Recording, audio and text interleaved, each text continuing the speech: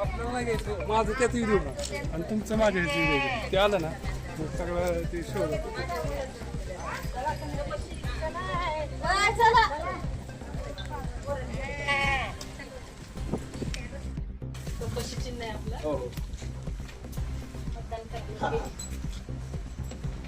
अपक्ष एक कशी तीनच आहेत नाव त्याला तिसरं आपले चौथं पण नाही.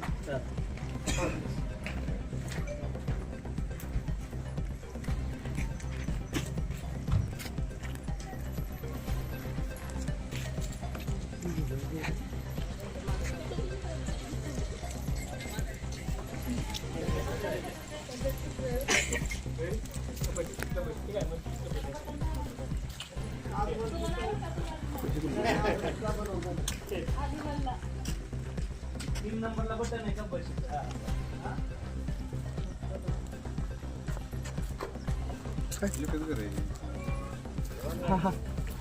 एडिट कर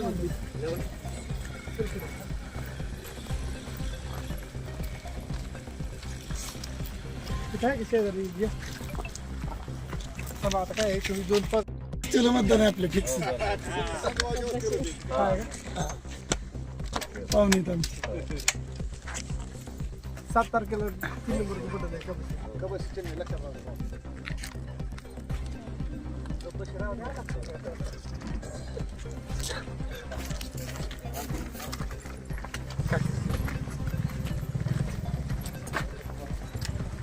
ते पुढे इकडे महिला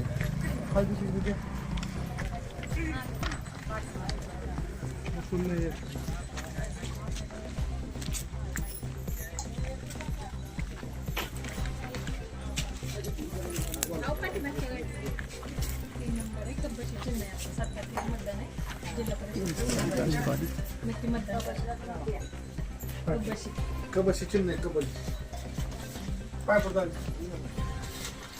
कबशीला मतदायची आजीला न्यावं लागेल नको पोरं करतात आहे का नाही येस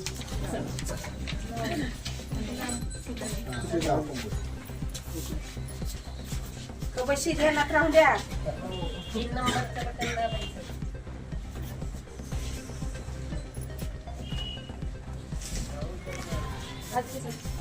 आजी कबशी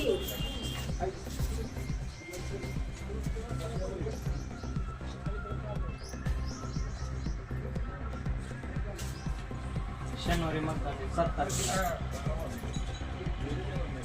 तारीख हा 7 तारखेला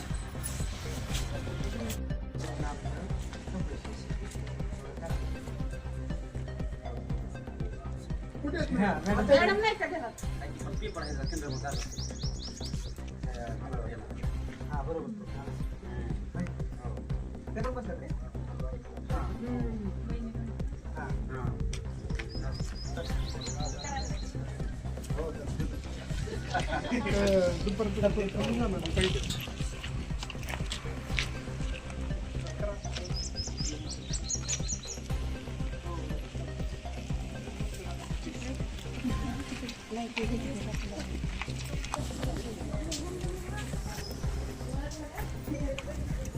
गावातली गावात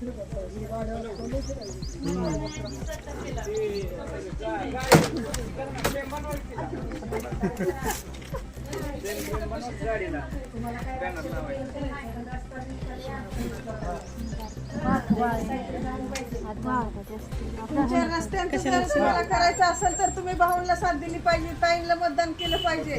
काहीतरी थोडा बदल झाला ना तर रस्ता तुमचा 100% होणार आहे.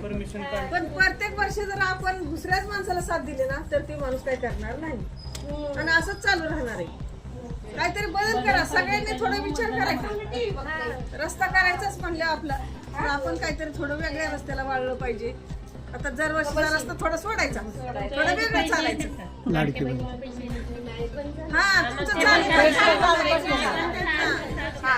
फक्त आपल्या बशीला मतदान करा. तुमच्या लाडक्या एकदा निवडणूक झाली ना सगळ्यांचं पुन्हा KYC करून सगळ्यांचे पैसे चालू करणार आहे.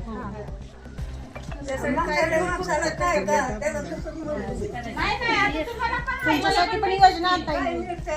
वयस्वी आहे ना योजना हाय की आहेत ना वयस्वी योजना आहे.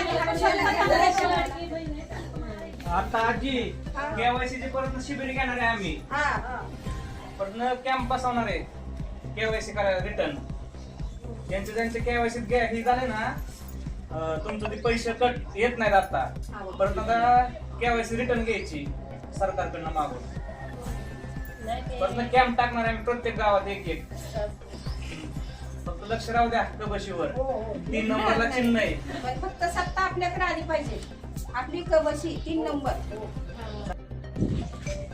नमस्कार. आज या भिगवण शेटपळगडे पंचायत समिती आणि भिगवण जिल्हा परिषद या गणातील प्रचारासाठी आम्ही आज काजळ या गावामध्ये आलेलो आहे.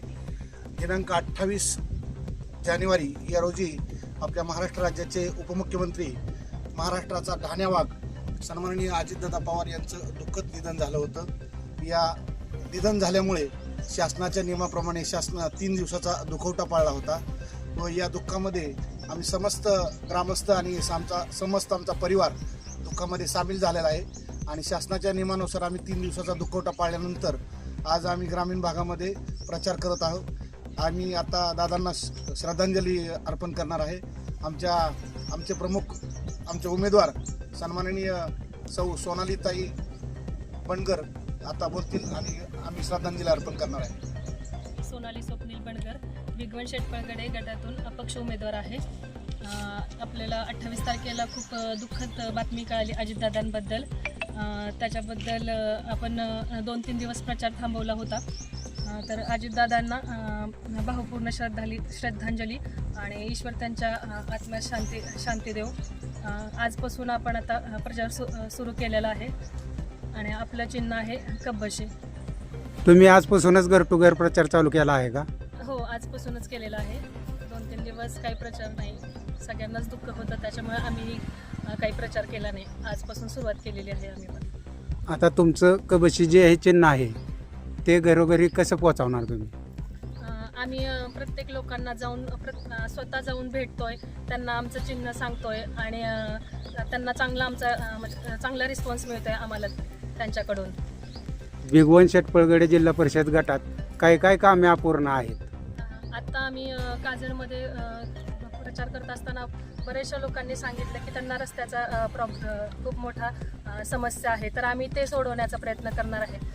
तसंच आरोग्याच्या दृष्टीने पाहिलं तर असं लोक म्हणजे चेकअप करतातच असं नाही, तर आम्ही असे वेगवेगळे जिल्हा परिषदे अंतर्गत माध्यमातून आम्ही वेगवेगळे शिबिर घेणार आहे जेणेकरून लोक त्यांचं चेकअप करतील.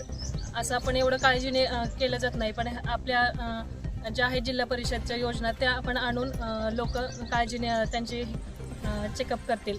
ते आरोग्याच्या दृष्टीने आमचं एक महत्त्वाचं असणार आहे. तसंच आपण बघतो आता आजकाल लहान मुलगीसुद्धा सुरक्षित नाही आहे, तर प्रत्येक शाळेत त्यांना म्हणजे गुड टच बॅड टच हे आपण प्रत्येक ह्यांना सांगणार आहे जेणेकरून ते पण सतर्क होतील आणि मुलींसाठी काही वेगवेगळे म्हणजे कराटे म्हणा किंवा असे काही क्लासेस घेता येतील जेणेकरून ते स्वतःचं आपलं संरक्षण करतील. त्याच्या दृष्टीने आम्ही काम करणार आहे. तुम्ही आत्तापर्यंत काय काय सामाजिक कार्य केले आहेत? महिलांसाठी आम्ही होम मिनिस्टर कार्यक्रम घेतला होता. म्हणजे आता आम्ही प्रचाराला फिरतो तर सगळ्या महिला सांगतात की असा म्हणजे महिलांसाठी एवढाच कुठला कार्यक्रम होत नाही, तुम्ही उलट आता असं घेत राहा, आम्हाला पण व्यासपीठ भेटतंय चांगलं, आम्हीही चांगलं स्वतःहून येतोय, आनंद घेतोय. असं महिला बाहेर एवढं पडत नाहीत, काम आणि तेवढंच. पण जो होम मिनिस्टरचा कार्यक्रम घेतला त्याच्यातून चांगला महिलांचा प्रतिसाद मिळाला आम्हाला. बऱ्याच लाडक्या बहिणींचे पैसे बंद झाले आहेत, त्यासाठी तुम्ही काय प्रयत्न करणार आहात का लाडक्या बहिणींसाठी? नक्कीच करू. आता म्हणजे बऱ्याचशा महिला घरून व्यवसाय करू पाहतायत, तर त्यांना असं एखाद्या व्यवसायाबद्दल माहिती देऊन मार्गदर्शन करून त्या घरातून कसं काम करतील, पैसे कमवतील, त्याच्या दृष्टीने आम्ही काम करणार आहे. तुमचं निवडून आल्यानंतर विजन काय असणार आहे? लोकांनी आम्हाला चांगल्या मताने निवडून द्यावं. त्यांचे जे काही प्रश्न आहेत ते आम्ही सगळे सोडवणार आहेत. रस्ते, लाईट, नंतर आरोग्याशी संबंधित जे काही प्रश्न आहेत ते आम्ही सगळे नक्की सोडवणार आहे त्यांचे. जलजीवनची बरीच कामं अपूर्ण आहेत, त्या संदर्भात काय? प्रत्येकाच्या घरामध्ये म्हणजे महिलांच्या डोक्यावरचा हंडा उतरवायचा आहे आपल्याला. त्याच्या दृष्टीने आपण काम करणार आहे. प्रत्येकाच्या घरात पाणी पोहोचलं पाहिजे ह्याच्या ह्याने आपण काम करणार आहे. तुम्ही अपक्ष उमेदवार आहात. जेडपीमध्ये कुणाचीही सत्ता आली तर तुम्ही तेथे जाऊन तुमच्या गटासाठी निधी आणू शकता, त्या संदर्भात काय बोलता? सत्ता कोणाची जरी आली तरी आम्ही निधी आणणार आणि लोकांचे जे प्रश्न आहेत ते आम्ही सोडवणार. कोणाची पण सत्ता येऊ देत, आम्ही त्यांच्याबरोबर असू आणि लोकांचे आम्ही नक्कीच प्रश्न सोडवणार. निधी आम्ही आणणार. भिगवण शेटपळ गटातून आमचे पत्नी अपक्ष म्हणून उमेदवार आहेत आणि आम्हाला एवढा प्रतिसाद मिळत आहे की चांगलं भरघोस मताने आम्ही निवडून येणार आहोत. तर कसं आहे की लोकांना वाटतं की अपक्ष आहे आम्ही. तर कसं आहे, आता जी समीकरण बघता भाजप म्हणा, राष्ट्रवादी म्हणा, काँग्रेस म्हणा, एकाची सत्ता यायचे काही चान्सेस एवढे नाही आहेत. तर अपक्षांची त्यांना मदत घ्यावी लागणार आहे आणि मगच त्यांना खुर्चीवर बसता येणार आहे. तर अपक्षांनाच तेवढा मान एवढा मिळणार आहे की तुमची आम्ही म्हणजे आमच्या गटातली एकही काम आमच्याकडून राहणार नाही कुठलं. आता बघतोय तर एवढे रस्त्याची अडचण आहे. पावसाळ्यात आत्ताच दिवसा अडचण एवढी, तर पावसाळ्यात लोकांच्या याची खूप हाल खराब होतात. इथंच नाही, बऱ्याचशा गावात तीच परिस्थिती. गटरची कामं अपूर्ण राहिल्यात, जलजीवन मिशनची कामं अपूर्ण राहिलेत. त्याचा चांगला पाठपुरावा करू, ठेकेदारांकडून चांगलं काम करून घेऊ. म्हणजे जे ठेकेदार असं एक कामची ऐपत असून 4 कामं करतायत, त्यांच्याकडनं कामाचं वेळ पूर्तता होत नाही आहे. त्याच्यासाठी पण आम्ही काम करू आणि ज्यांनी वेळ कामं नाही केली त्यांना काळी यादीत घालायचं धमकी देऊन का होईना आम्ही त्यांच्याकडून कामं करून घेऊ. आणि आरोग्य संदर्भात असतील, शेतकऱ्यांचे प्रश्न असतील, शेतकऱ्यांचे जे छोट्या मोठ्या गोष्टी त्यांना पूर्ण करायचा प्रयत्न करणार आम्ही. महिला असतील, महिलांचं समजा बचत गट आहेत, त्यांना आर्थिक बळ देण्याचा प्रयत्न करू आम्ही. अजून समजा त्यांच्या ज्या लघुउद्योग असतो महिलांचा, त्याचा चांगला भाव द्यायचा प्रयत्न करू आम्ही. तर ह्या सगळ्या गोष्टींमुळे असं वाटतं की आताची परिस्थिती बघता लोक ह्या गोष्टीला त्रस्त आहेत की यांची नुसतं सत्ता असून यूज होत नाही आहे काय, की ह्या पुढाऱ्यांच्याच मागं पळावं लागते त्यांना, की नुसतं तापा आला त्याच्या मागे फिरा. तर आम्ही तसं न करता ज्यांच्या जवळ म्हणजे जवळ जाऊन त्यांचे प्रश्न आम्ही मार्गी लावू आणि त्यांना अशी पायपीट त्यांची होणार नाही ह्याची आम्ही काळजी घेऊ. त्यासाठी आम्हाला सर्वांनी आमच्या कबशीच्या चिन्हाला मतदान करून विजय करावा. तुम्हाला कसा रिस्पॉन्स मिळत आहे?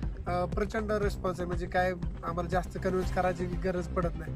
ते म्हणतात उमेदवार पाहिजे तर तुम्हीच, म्हणजे बाकीचे उमेदवार त्यांनी पाहिले यांना मागे मतदान करून समजा, नवीन जे दिले त्यांच्याकडून त्यांचे आपापले त्यांचे जुने वाद, त्याच्यामुळे त्याचा फायदा आम्हालाच होऊन जाणार आहे असं दिसतंय समोर. त्याचा तुम्हाला काय फायदा होईल का? नुकसान होईल? लाडक्या बहिणीचे काही पैसे यायचे बंद झालेले आहेत, त्याबद्दल तुम्हाला काय वाटतं? लाडकी बहिणीची योजनेचे पहिले सरसकट अगोदर इलेक्शनच्या वेळेस त्यांनी तोंडावर पैसे देऊन टाकले होते.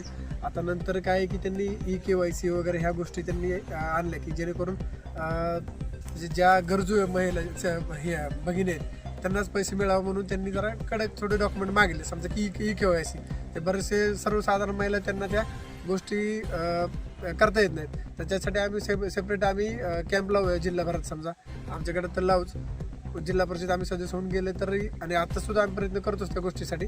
तर सगळ्यांना कॅम्प लावून त्यांची KYC करून त्यांच्या नोंदी व्यवस्थित करून घेऊन त्यांचा 1500 रुपये त्यांचा लाभ त्यांच्यापाशी पोहोचेल याची काळजी घेऊ आम्ही.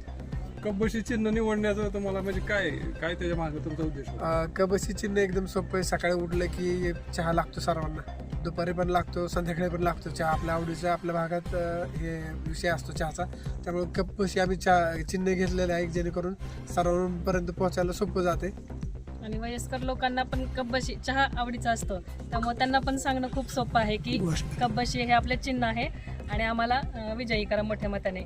त्यामुळे त्यांच्यापर्यंत पण वयस्कर लोकांना सांगताना पण सोपं पडतंय हे चिन्ह. स्वप्नील दादा तुम आगे बढ़ो, हम तुम्हारे साथ हैं. स्वप्नील दादा तुम आगे बढ़ो, हम तुम्हारे साथ हैं.